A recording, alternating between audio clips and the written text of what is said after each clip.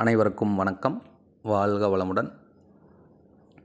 வத்தலக்குண்டிலிருந்து ஒரு 7 கிலோமீட்டர் தொலைவில் 105 சென்ட் இடம் விற்பனைக்கு வந்திருக்கு.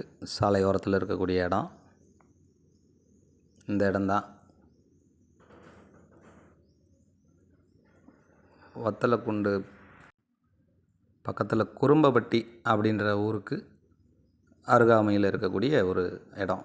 105 சென்ட்டு. விலை சென்ட்டு 20,000 ரூபா சொல்கிறாங்க.